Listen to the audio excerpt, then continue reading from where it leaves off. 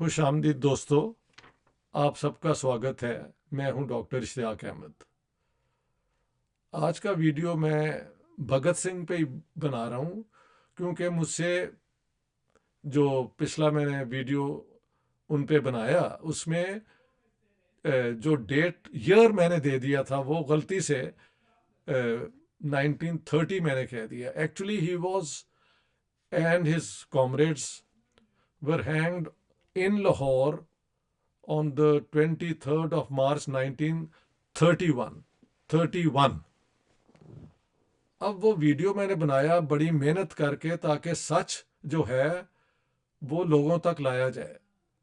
आप कब तक अपने आप को फरेब, इसे कहते हैं डिलूजनल बातें, हकीकत से फरार, एक फर्जी दुनिया बना के, इमेजिनरी वर्ल्ड उसमें रहते हैं लोग, और ये झूठे जो है कमेंटेटर्स उनकी बातें टॉस करते रहते हैं इधर से उधर इधर से उधर।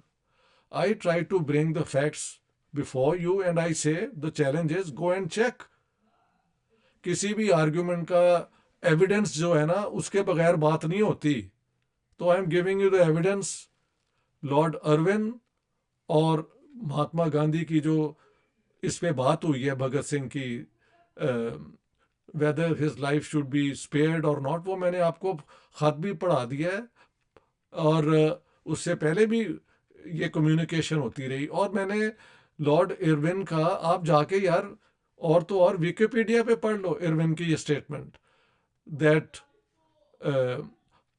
दैट ही टोल्ड गांधी के हाउ द अपोस्टल, अपोस्टल कहते हैं पैगंबर यानी profit of peace, plead for the case of a terrorist. ये इरविन ने ये कहा है। और मैंने कहा कि ये सारा ब्रिटिश प्रोसीजर ही उन्होंने ऐसे बनाया था कि हमने छोड़ना नहीं है भगत सिंह को। उसकी वजह क्या थी कि Bhagat Singh and the others that they hanged, कम से कम भगत सिंह, इन्होंने लाला लाजपत राय का बदला लेने के लिए गलती से, ये मैं लास्ट टाइम बोलना मौका नहीं मिला बात करने का, लेकिन एक्चुअली जो पुलिस लाठीचार्ज हुआ था लाहौर रेलवे स्टेशन पे, वो एसपी स्कॉट ने हुक्म दिया था। और शायद वो डंडा भी जो मारा लाला लाजपत राय को वो स्कॉट का ही था। लेकिन इनके पास वो क्या कहते हैं इंटेलिजेंस नहीं थी। ये वहां पे जब खड़े हुए थे तो एक बंदा था वहां पे इशारा करने वाला कि yes this is the man, kill him. तो जो इनका वो था उसने गलती कर ली, क्योंकि गोरे थे तो ही थॉट कि ये वही स्कॉट है। Scott was on leave that day.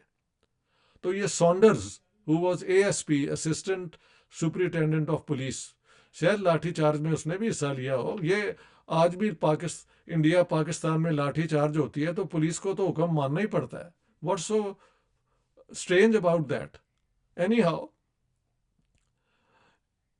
इन्होंने गोली मार दी सॉन्डर्स को। Saunders was newly married actually. He had just started serving I think इन लाहौर। और जब उसको गोली मारी तो इसके पीछे एक सिख कांस्टेबल चन्नन दीन केम रनिंग, इन्होंने उसको भी गोली मार के मार दिया और वहां से फरार हो गए। अब एक सवाल मैं सब जो ये रोमांस बनाते हैं ना उनसे करता हूं। भगत सिंह और दत्त ने जब सेंट्रल असेंबली में बम फेंके, वो सोच समझ के फेंके थे लोगों को नुकसान ना हो। कुछ लोगों को चोट भी आई बट नॉट सीरियस, और ये खड़े रहे, अपने आप को अरेस्ट करा दिया। बात यह कि जब इन्होंने सॉन्डर्स को गोली मारी थी और चन्नन दीन को, तो वाई डिड दे फ्ली? भाग क्यों गए? वहां पे भी खड़े रहते ना। They knew they had committed a crime. ये पाकिस्तान के भी और इंडिया के जो है ना, ये एक ना पढ़ाई ना लिखाई, सिर्फ वो पोस्ट कलोनियलिज्म, न्यू कलोनियलिज्म, ये हो गया imperialism. This is all okay, मैं भी करता रहा हूं, but what is the substance?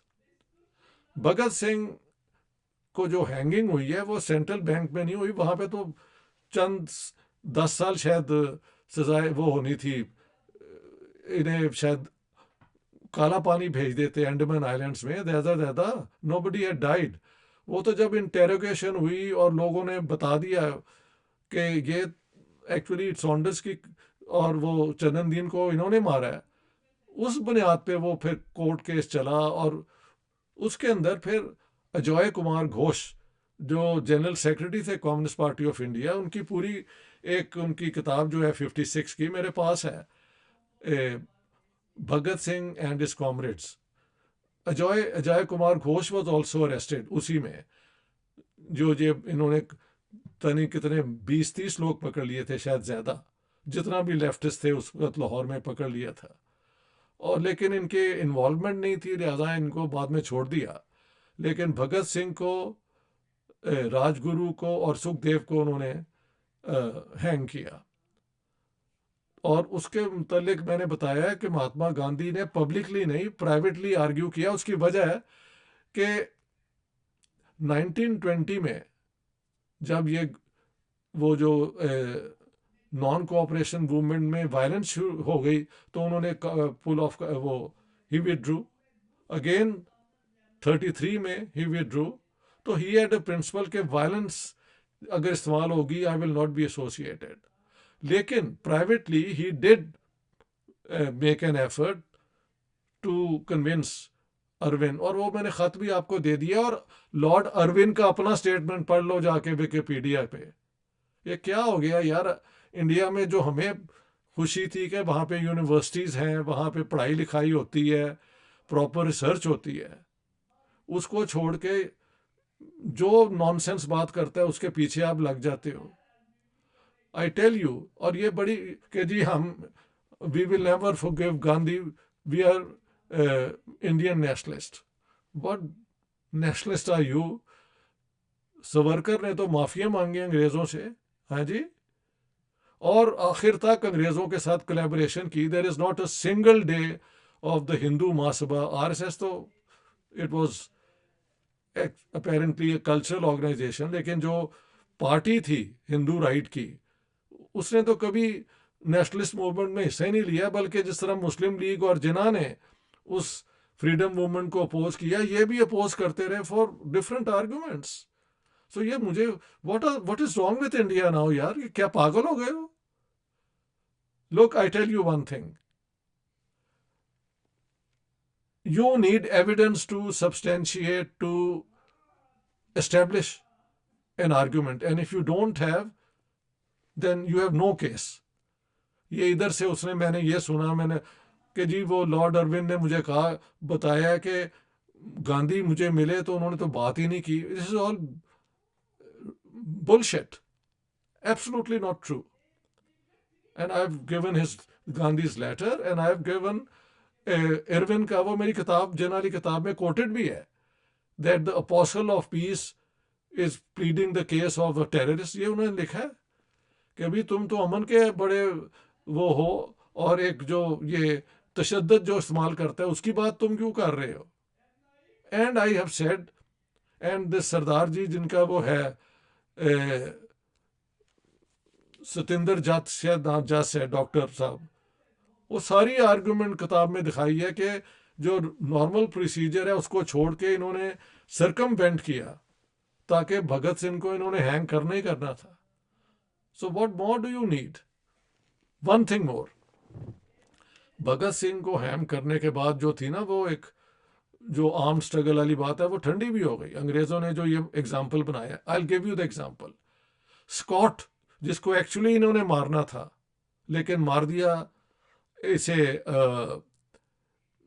Saunders को, he kept on serving in the Punjab police 1945-46 में। तो ये he was posted I think in Jalandhar, जहाँ पे ये पुलिस वाले शायद ट्रेनिंग लेते हैं। एंड देन पार्टीशन के वक्त ही वॉज इन रावलपिंडी, तो he was DIG after Pakistan came into being. तो जिस बंदे के पीछे ये आए थे भगत सिंह और उनके, हाँ, मगर मार दिया था सॉन्डर्स को, उसको तो बाद में किसी ने हाथ नहीं लगाया। तो the British were able to establish जो तो उन्होंने करना था, एक एग्जाम्पल के अगर ये करोगे तो नो चांस के आप बच जाओ। तो मुझसे यार किसी और प्लेटफॉर्म पे बुलाओ, मैं इंडिया में आके आपको I am willing to face you. क्यों अपनी जो फ्रीडम मूवमेंट तो सारी कांग्रेस ने लीड की, कम्युनिस्ट पार्टी ऑफ इंडिया ने उसमें हिस्सा डाला। बाद में 42 में अधिकारी थीसिस के बाद इनका एक और केस बन गया। ना मुस्लिम लीग ने एक दिन अंग्रेज़ों को अपोज किया और ना हिंदू महासभा ने 1 घंटे के लिए किया। Never, it's all Congress. और ये आर्म स्ट्रगल मैंने देखा है यहाँ पे आजकल बड़े उनके फॉलोअर्स हैं, पकड़े जाएं और जो पुलिस फिर करती है ना, वो they would make even, I don't want to be I don't want to say it, सबसे वो बकवा लेते हैं। तो अंग्रेजों की स्टेट जो है वो 47 तक जब वो गए नहीं, लेट मी, स्टेट का मतलब है पुलिस, आर्मी और जो जुडिशियल प्रोसेस है, वो आखिर तक अंग्रेज़ों का साथ देता रहा। कोई इनकलाब अंग्रेज़ों के खिलाफ ना इंडियन पुलिस ने किया ना इंडियन आर्मी ने किया, जिसमें ये सारे लोग इन्वॉल्व थे। फर्स्ट वर्ल्ड वॉर भी लड़ी, सेकंड वर्ल्ड वॉर भी लड़ी, बर्मा में भी लड़े हैं जी। ठीक है, INA में कुछ चले गए थे, 40,000 में से सिर्फ 12,000 गए थे। The rest stayed in the POW Japanese के। ये 12,000 तो वो थे जो जापानीज के साथ मिल गए, हालांकि ब्रिटिश आर्मी के अंदर ये पहले भर्ती हुए थे।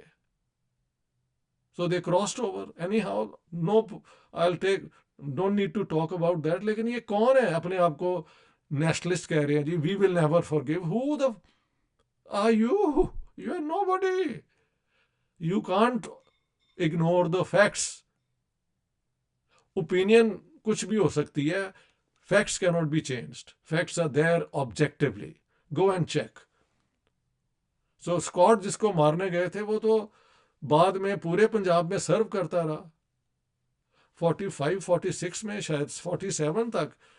बाद में उसकी ट्रांसफर रावलपिंडी हो गई थी पार्टीशन से पहले। ही रिटायर्ड एज DIG। यहाँ पे वो DIG शायद जलंधर के इलाके में था या Ludhiana, one can always check. He served as a police officer. कोई उनके पीछे फिर नहीं आया, बिकॉज द ब्रिटिश जो उन्होंने फिर बदला लिया वो उसका असर हुआ पूरा।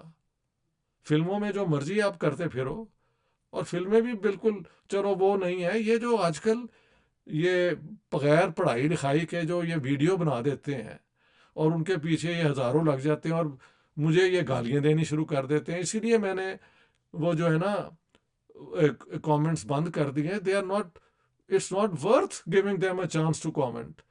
जो बेचारे शरीफ लोग हैं, जो अच्छे लोग हैं, व्हाट कैन आई डू? मुझे माफ़ी मांगनी पड़ती है कि ऐसी मुझे हरकतें करनी पड़ती हैं, वरना ये आते हैं बदतमीज़ी करते हैं। ये पैसे के लिए तो ये हरकतें करते हैं, इनको पैसे मिलते हैं।